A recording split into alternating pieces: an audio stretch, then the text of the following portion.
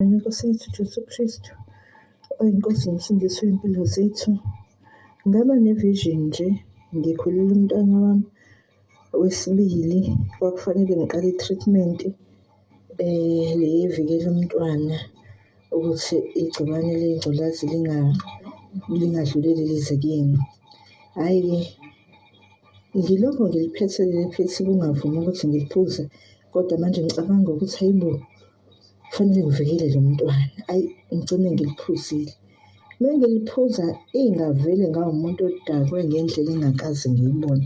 Ngibe umuntu odakwe oxake ukwenza, ngisho ukuphuza utshwala wayengadakwanga kanje. Hheyi, ngithi ngisathi ngidakwe, cabanga nje ngiliphuze lililodwa. Hhayi-ke ngisuka lapho kuvele ukuthi angihlanze, ngihambe ngihlanze ngithubulule yonke lento, ngihlanze kuphume nje yonke into nje. Nengathi ngikudlile nje kuphume nje, ngisale-ke ngiyisobhe emva kwalokho. Hhayi, ngilale ngivuke nje ngingekho muhle, hhayi ngiphinde ngibuyele ekudlaleni. Mese ngilele kuvele kufike le vision ethi, yini lo oyiphethe uthi uyayiphuza?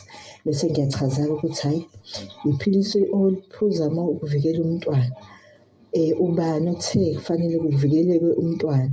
Hhayi, ngichaze uhlelo laseklinikhi phela okufanele ukuthi siye kulona libe njalo. Njengoba ngilithatha nje leli philisi kwaye mina sekuzofanele ngilithathe impilo yami yonke. Hhayi, vele lento ivele ikhulume ithi, yazi ukuthi niyayixaka nje ngoba phela nina niphiwe ukuphila, nikhuluma ukuphila ngokuthi nje u-accept-e uJesu Kristu empilweni yakho suke sekuwukuphila lokho. Kodwa-ke manje niyathanda ukuyixaka nithathe ezinye izinto nithembele kuzona, ngoba once wathembela kuyona leyo nto usuphumile ohlwini labakholelwa kuNkosi uJesu nakubaba uNkulunkulu, ngoba usuke usuthembele kwezinye izinto. Ngithi mina manje inkinga ebakhona nami ngibe nenkanyana nje ngoba manje ngibuka ukuthi hayi bo, phela ngithi manje ziyazalwa ngempela ezinye iy'ngane zinegciwane, nami nginovalo lokuthi hayi bo, ngizoyizala ingane ibe negciwane. Hhayi-ke lithi leli zwi cha, ingane ayizokwenzeka nje lutho. Ithi khona uyafuna yini ukubona lento eniyiphuzayo ukuthi yakhiwa kanjani? Ngithi mina yebo ngiyabona. Lento ngiyathi iyangithatha spiritually sihambe. Mesihamba siya endaweni eyifemu, kunemphongolo, uyabona ohome laba abakuhlaza, uyabona kuyinto enjimbinjimbi engathi i-brown, uyabona idongo lotshwala. Livele lenzeke linyanyeke engathi umhlanzo, libe engathi kunanamafushane, uyabona nje into enyanyekayo. Bengithi ngiyabuka lapho uma wazi i-alien kunjalo kodwa kumbi abantu abasebenza lapho. Kuthiwe yabona-ke lento ikhandwa amadimoni, ayachama kuyona, ayahlanza kuyona, ayaphifa yonke into abathi bayenze nje iyenzeke.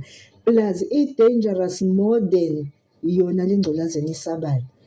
Hhayi, ngibuka-ke kule mphongolo kuyangipurika yonke i-process kuqala kuze kuyophela-ke ngibuka lento.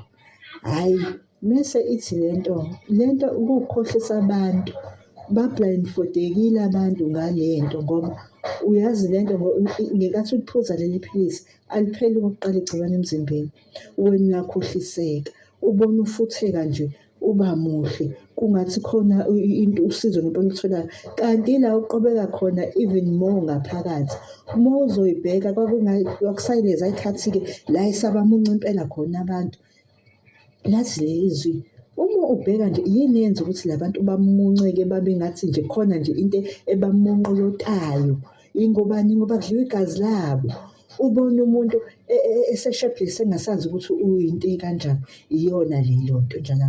Lase langinxusa lathi ungawadli.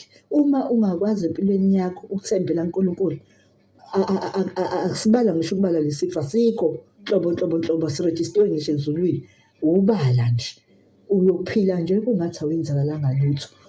Themba nje kuye ukusikhulekele, usicele ngoba nalapho sifana nomoya osuke wangena wakunameka ukuze uzohlezi unovalo lokuthi hey konje sengizofa.